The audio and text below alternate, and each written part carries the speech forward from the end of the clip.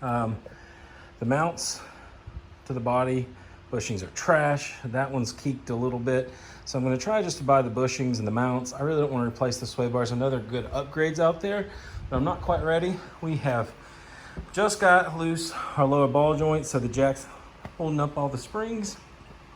There's some funky stuff going on with the spring and the shock. So once I get this out, we will show you. I'm just letting the jack down and the spring should be pretty much ready to come out. Guys, this is why I hate doing front suspension work. This is not for me. But this is a new one. So shock with spring and then massive spring. That's a new one. I've seen the shocks with springs in the rear, which this car has, but not in the front. That wasn't very fun, to say the least. Obviously the ball joint in the lower needs to be replaced. The top one's actually worse than the bottom because it has seized up. So that'll be our next task. That'll be easy to come off. This is gonna be a little tricky with how the front two studs are, but yeah, that's crap. I don't know what kind of GM mess aroundy that is. Can't say what I really want to say because this is YouTube. I don't want to get demonetized. All right, guys. Old spring, new springs. I need some motivation. I need to see what the difference is on what we're putting in. Let's see. These are the fronts 4051F. They're being dirty, but that's the way the suspension work goes. See these beautiful UMIs and see what they look like. Oh, front springs are friggin' heavy on these cars.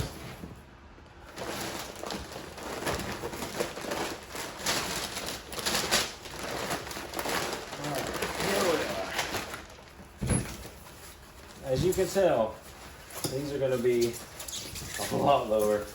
I have no idea what those are. We have instructions, we have very nice stickers, which how it should be. Boom. All right. There's the difference, guys. Let me actually flip this over. There's the difference in springs.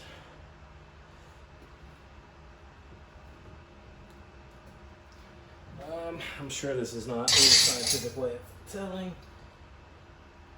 They're both very, very stiff. I'm really surprised with how tall that is, that this thing was wallowing around like it was in the suspension. But this may be like a drag spring without any kind of number on it, or what I'm basically getting at is the springs in my truck are like this tall, but they're drag springs, so like they bounce and move all over. So it may just be a rate deal. This right here is odd. I have never seen this. Man, they are pretty tight. I am very surprised how much this thing wallowed and how you could just push on it and the whole car go down with all this stuff on it. But like I said, it may just be the rates are very different. But as you can tell, the front end's going to be lowered some. I don't know how much lower until we measure. I did measure out the car. It was actually very level, which is awesome, means the frame and stuff's good. But I don't know how much these sag when installed versus these, so that's some of it. But I'm opening parts because I need some motivation, because this is hard work to be doing after a full day's work and doing everything else. These are Bilstein shocks. So as you can see, normal, good shock versus whatever that is. So I'm excited. The hard part's going to really start now because we have to take those control arms and basically rebuild everything and order some bushings, but no big deal. Pushing the top studs out of the top control arm is going to be the biggest bear. All right, well, I'm going to get back to it or get cleaned up for the night. But when you guys pick back up, we'll be riding right on through. So this is the bottom control arm on the passenger side, and I think we might have found some of our handling issue. Look at that bad boy right there. Isn't that nice? See, even this old nasty one's somewhat centered. So yeah, that is part of our handling issue. This bad boy was I mean, I'll give it, it's got a little wiggle, but not as much as you would think. But yeah, it's not supposed to look like that. We're gonna order some polyurethane bushings for this, and obviously a new lower ball joint, and get this bad boy back and going. I'm not sure if I'm going to paint it or not. Depends on how much time we got. We might need to though. It might be just simple, clean it, flog it, but we're supposed to get rain, so probably not, guys. Probably no paint. I'm sure the other side's not much better, but now the part that's going to be tough is maybe not on this side, but on the top control arm, you undo these bolts, and this whole thing has to come forward and over. As you can see, we've got some room over here, but the manifold's close, and we may hit here and here. So what may have to happen is these are like not threaded, but they're like staked in there to a degree. They've got these little teeth on them, so we may have to push these back in to get them out. That's going to be the problem. Now I have new ones ordered, so if you break them in doing that, not a huge deal, but as you can see, we're close against a lot of stuff, so it may not be the easiest, but that will be a job for a little bit later date. So I'm out of here for tonight, and we will pick up tomorrow. All right, as you can see, the fun has already begun. So this is our lower control arm off the passenger side. Melted the bushings out in the pins so that I could get to the sleeves of the press. I tried doing what everyone says to do with these, as far as pressing them out with the lower ball joint press thing, but what it does is it actually just collapses the actual lower control arm. So I'm going to do what I've done on some other situations. Since I predominantly poured a lot of heads, I'll actually go through with a Dremel on the press parts, or either down one side and take off some metal, and then the whole thing should collapse in on itself with a little force from a hammer, and they should come right out. It's a very time-consuming way of doing this. And it is a pain, but if you don't want to destroy the control arm, there's not much choice left. I tried an obnoxious amount of heat to get them out there. I tried a few sockets, but because this hole is so big, anything that goes around it puts pressure where the control arm's kind of not reinforced, and it just collapses it. You can stick a bolt in between the two to try to keep it from collapsing, and it just deforms around the bolt, which means that that's not the right way to do it. So anyways, these are out. I'm gonna take a little breather because it's a lot of work, and go ahead and get the Dremel set up and start trying to port those out. Hopefully it'll be easy because they're not press fit all the way through. What I'm hoping I can do is I can go on the bottom and the top and make two slits, and this thing will just crush on itself and give it some play. It doesn't look like it's very thick metal, and I've got some very aggressive bits. So that's what we're gonna try to do. The mess is already taken over the shop, so we're gonna get this cleaned up and give it a whirl. All right, sometimes you just gotta go back to what you know. As you can see, the bushing's out. I've done this before on a few other things. You nip the board just a little bit, but not much. There's not really even much eaten in there. It's basically just where, where you start to see the metal change colors. But since these things are pressed in so hard, been in here for so long, and it's, like I said before, contorting this when I'm trying to press these out, all I'm doing is I've got my cylinder head porting bore that's for cast iron cylinder heads, and just going back and forth in this motion.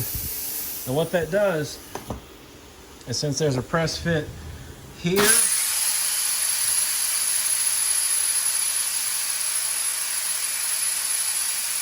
sorry, longest air compressor bleed off ever. Press fit here and here. One, that takes the press fit out here and here, but then also, with that material removed, it lets you squish the whole bearing in with some channel locks and pull it out, and there's no damage done. If you've got a good air compressor like I do, to me this is much easier, less struggle, and it's out and it's done. So just a tech tip, if you guys have this stuff laying around, this might be a better way for you to do it. No specialty tools as far as presses, and you're not gonna ruin the control arm. So I'm gonna get this last one out, then we'll break the rest of this down. Got a bump stop to take apart, and we'll get this all cleaned up, get it sprayed, repainted, and sanded. Control arm is blasted with some easy off-oven cleaner. Pulled off some of the crappy paint that was on here, and now we've got PRO 15. Basically put this stuff on with a paintbrush, and it goes over rust and stains into metal, and this stuff works wonderfully as long as you've got it clean enough. There might be 1 or 2 spots that flex off on this, but we're not going for restoration. Just going for better than what it is. Don't really layer it up in the holes here because you're gonna be pressing stuff through there. But yeah, basically just get a brush, put this stuff on. And like I said, this stuff stains. So very liberal amount of it, just brush it in. And basically it's a rust encapsulator.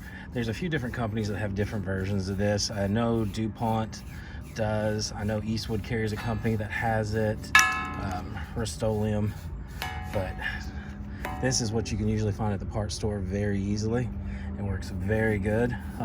It is a little expensive. For this little deal is like 70 bucks. But I also have some places on our drag truck Abel's frame that we need to do, so I'm not really that worried about the pricing because I know we'll use it. But as you can see, already looks better. The rust will kind of eat it up a little bit. That's why I'm kind of putting it on very liberally, because it'll want to bleed through. So there may be one more touch up that we'll have to do. But like I said, not going for show car, just going for something nicer that'll stay. Your aerosol cans don't do really well, or as well as this stuff does, mainly because the control arm sees all the worst weather. It sees the salt, it sees everything, heat, you know, tar from when they do the roads. So you really need something a little bit more heavy duty, and this stuff's good up to like 1500, like header paint. So it gets the job done. But yeah, pretty much that's all there is to it. You can see how much better it already looks. This is a gloss. To me, it's really not that much of a gloss. It's obviously more than a semi, but it, like I said, not show quality in the least, just be a little bit better. But I'm gonna finish painting this one, and then we're gonna start tearing the other part of the car apart, and parts are supposed to be coming in tomorrow, so we got to get a move on this.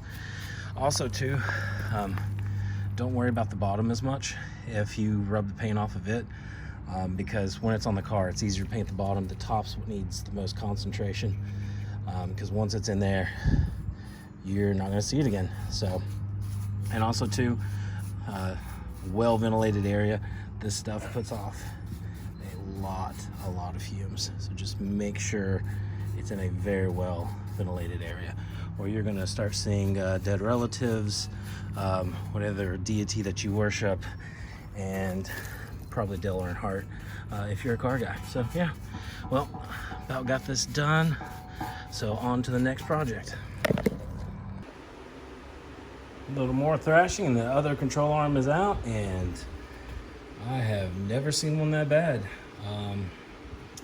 Pushing all the way in, started breaking through its own sleeve and was on its way out. Yeah, I've never seen one that bad. I'm hoping the control arm is not toast and it didn't eat in that, but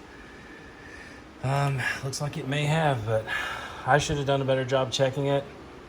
I could see part of these control arms and you could see like a little bit of stuff, but nothing to that degree. I should have checked it better. That's on me.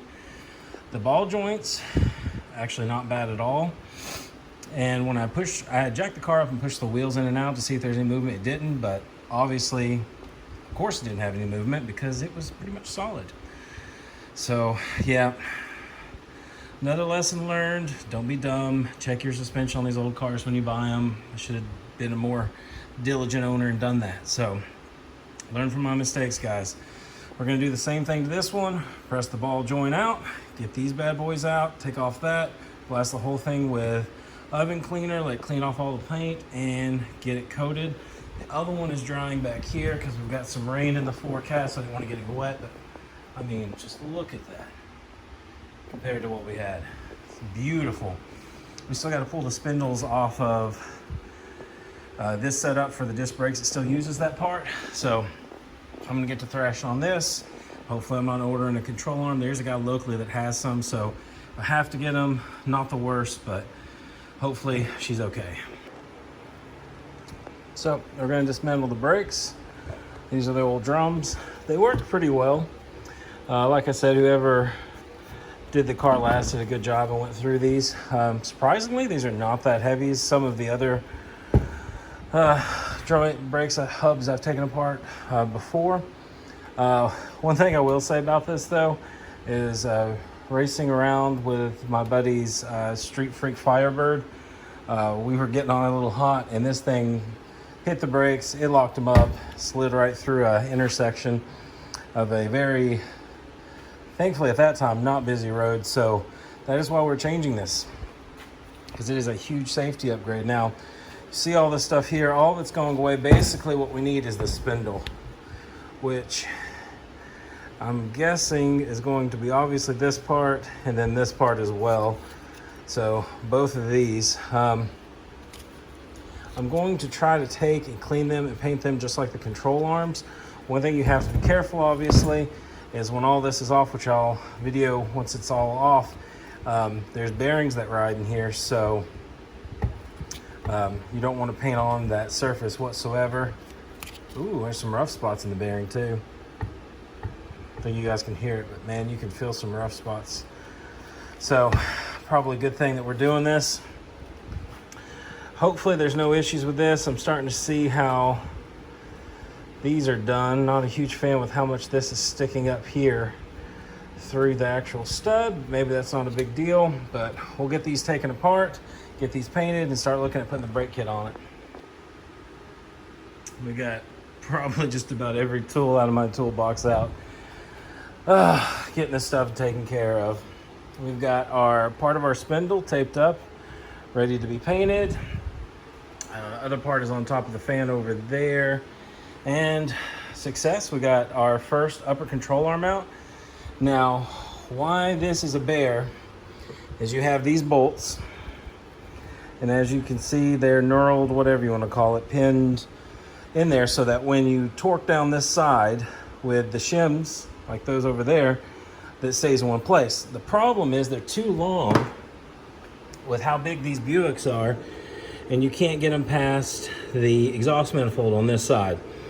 If you're asking why I'm not taking off the exhaust manifold, I think it's been changed, but 90% of the time when you take stuff off of these old cars, especially as you can see that there's corrosion on the other side of the bolt, they'll snap off the bolts and then you're drilling and tapping the head, and it is just not a fun day. So what I did is actually took that vise and that socket and basically pressed them out.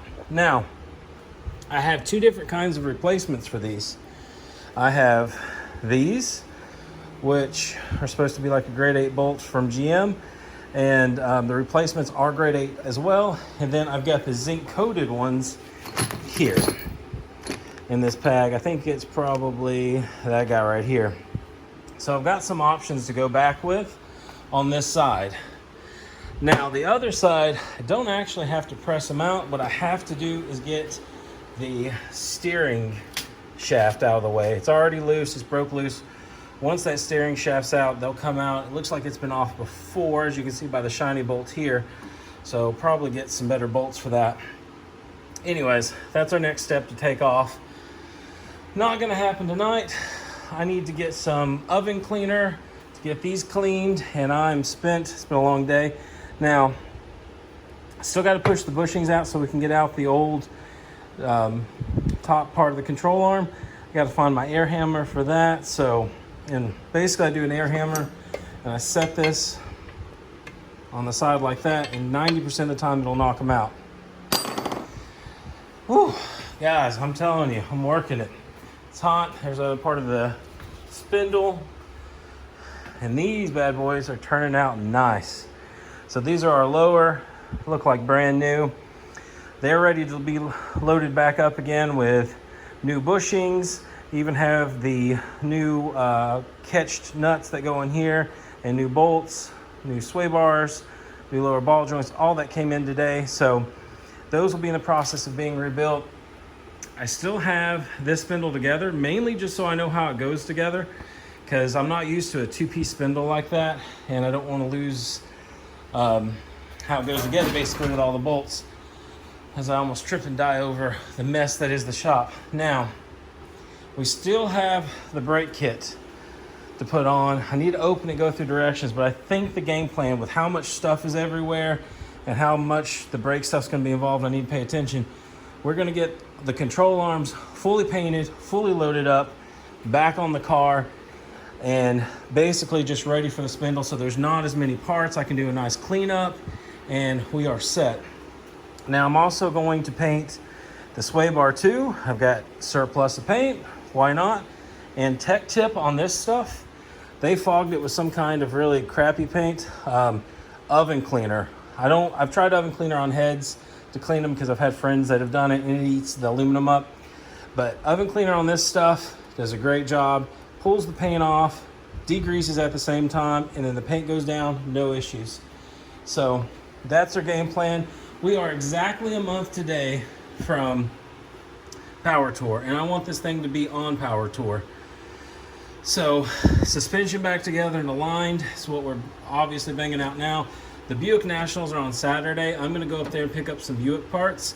One, this is a factory distributor that's been converted to points.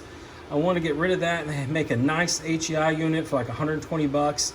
And then it'll be a lot easier to find parts because the HEI unit is basically gonna have the GM coil and the GM little control ignition module, whatever, so they'll be easy to find. The alternator also may be replaced. We've got electric fans. It's only 60 amp. I can get like a 120 amp one for not a lot of money because I get a little bit of a discount on Power Master. So that's going to happen. Fuel pump shims, like I've said for the 1000th time, needs to be done. And once this is out, and I know there's no welding going to go on for putting the new ones back in, I'm going to replace these bad fuel lines right here because there's nothing in the way with the sway bar gone, and it's going to be super easy. One important note, I forgot, since these bolts are like knurled or whatever you want to say, pressed in to hold, if I put these or the new ones back in and it does not hold, you can still get to the top with a wrench. It's a little bit of a pain, but the shop that does the alignments is very finicky. So what I will probably do at that point is switch over to these, put these in, and obviously they're not normal, and just do a tack on like two sides to hold it. It doesn't need a lot, and I'll put that in the notes of the car, which I'll own it, but if I sell it, if they redo these bushings again, you basically just have to get in there with a Dremel, knock the two tack wheels off, and it's done. I would much rather use these. I thought these were grade 8. Yeah, so they're grade 8 as well, or grade 10, whatever it is. Good strong bolt, but I like the zinc plated for the rust. It looks better. I think it's stronger than this kind of stuff. So that's what I'd like to do, but honestly, we'll see how things play out, especially since that side over there didn't have to be pushed out. But that's kind of the upgrades. Got a lot of stuff to do, time to do it. I'd even like to get on this exhaust back here, and it's rusty. Clean off some of the rust, put a tack weld on, and that way I can put an O2 sensor in this, because this thing doesn't run quite right at certain speeds, and I think it's leaning out just a little bit, and I think that has to do with the Edelbrock. And I have a Holley, but I need an air-fuel ratio gauge to let me know how to tune it as far as cruising around town goes. So, as usual, huge list to do. Car's gonna get much better if we get that list done, but we are in a time crunch. We've got to get this baby done in this month so that we can go to the Power Tour and have fun with our friends. I'm missing the car already so much, it being down for this long. It's gonna handle so much better though. And also too, we haven't even started on the rear suspension that has to be done. So we are booking it, guys. We are booking it. Well, that's it for tonight. This video